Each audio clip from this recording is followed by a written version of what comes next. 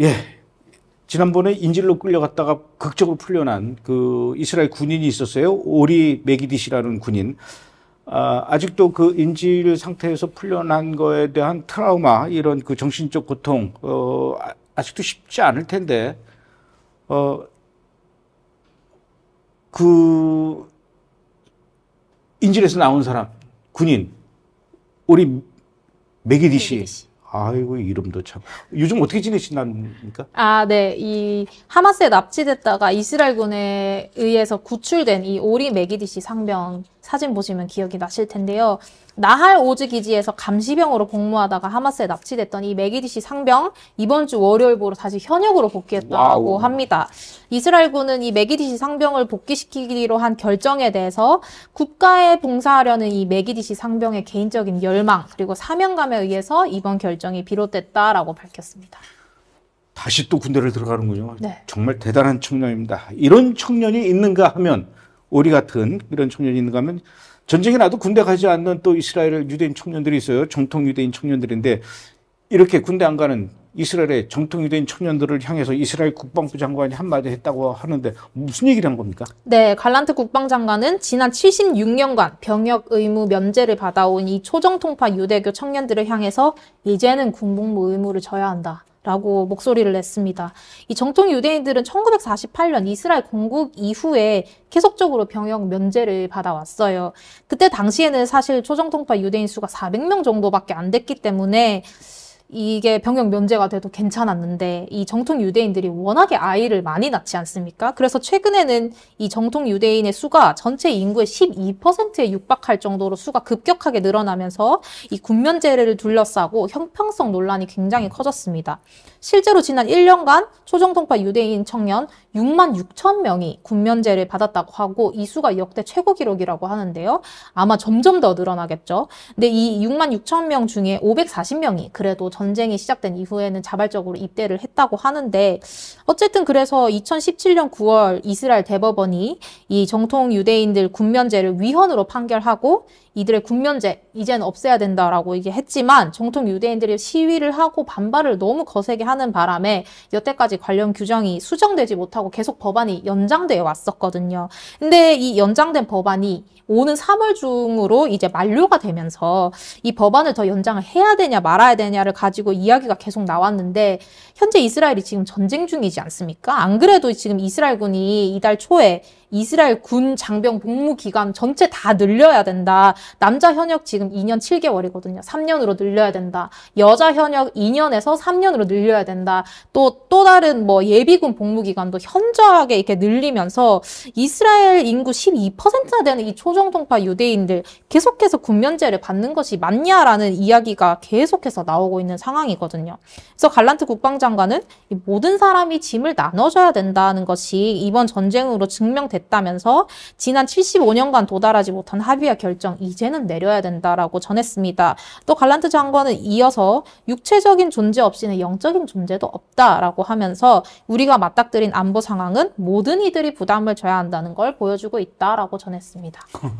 육체적인 존재가 있어야 영적인 존재도 있다. 네. 굉장히 의미 있는 얘기인데, 이 12%나 되는 정통 유대인 청년들, 이 군대 가야 할 나이에 있는 청년들, 이 친구들만이라도 군대 가면은요, 지금 2년 7개월 그 남자 복무 기간 3년으로 안 늘려도 되고, 여자 2년 3년으로 안 늘려도 되는데, 제가 봐도 이건 좀 불합리한 것 같아요.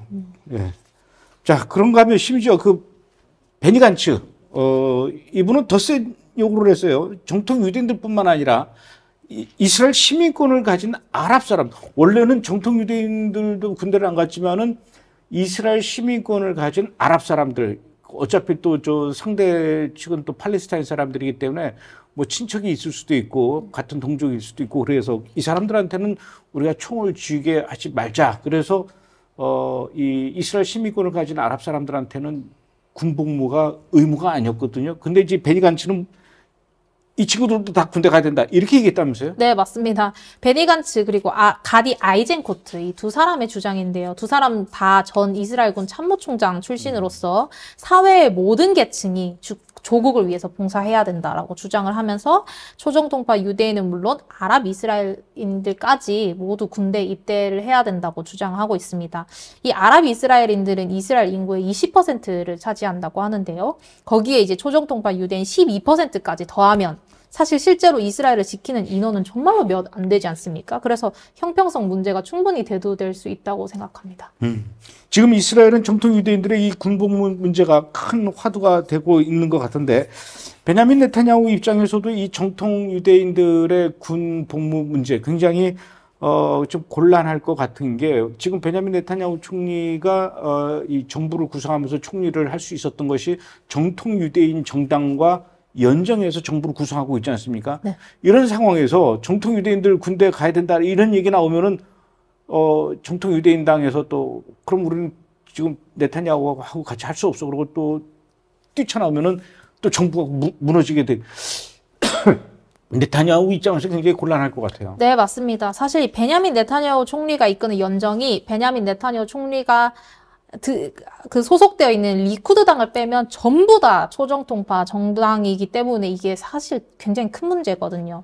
공평한 병력을 보장하라 이렇게 말하는 국민의 요구를 받아들이면 이제 연정이 붕괴되는 거죠. 그렇죠. 네, 그래서 실제로 갈란트 국방장관의 발언이 공개된 이후에 초정통파 정당들이 난리가 났습니다.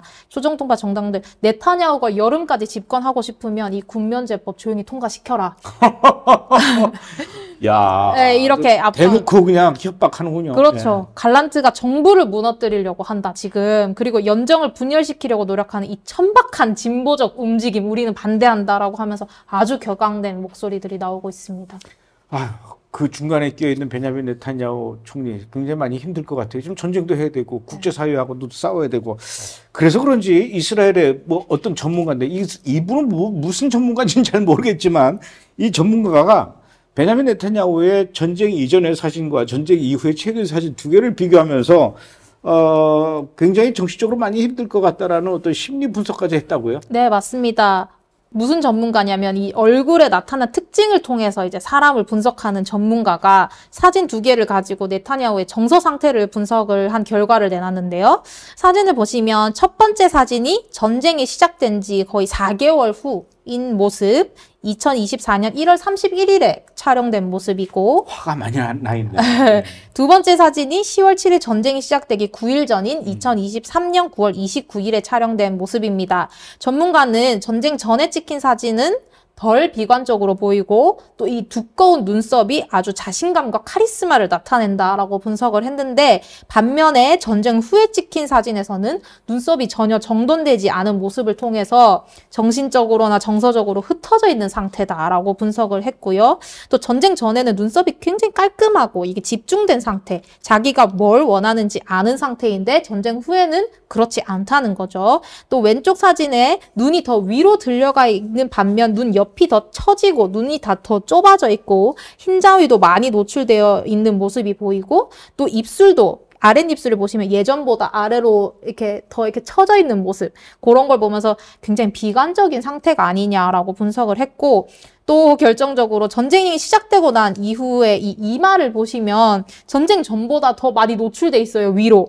그 모습은 머리카락이 많이 빠졌다는 거죠. 머리가 까졌다는 얘기네요. 그렇죠. 스트레스를 받으면 이제 머리카락이 빠지는 거니까. 그리고 전쟁 전이 전쟁 후보다 더 살집이 통통해요, 얼굴에. 전쟁 후가 얼굴이 더 야위고 더 각진 모습을 보여주는데 이 모든 게 지금 이제 네타냐후 총리가 현재 받고 있는 압박감 그리고 이 비관적인 마음을 나타낸다고 하면서 현재 네타냐후 총리가 감정적으로 그리고 정신적으로 매우 나쁜 위치에 있는 게 아닌가 이렇게 분석을 했습니다.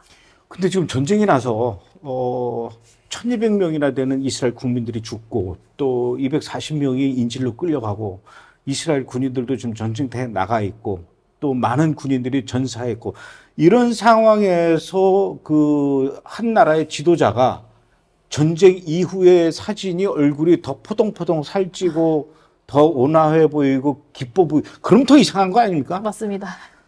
참 그런 얘기 저도 할 수 있을 것 같아요.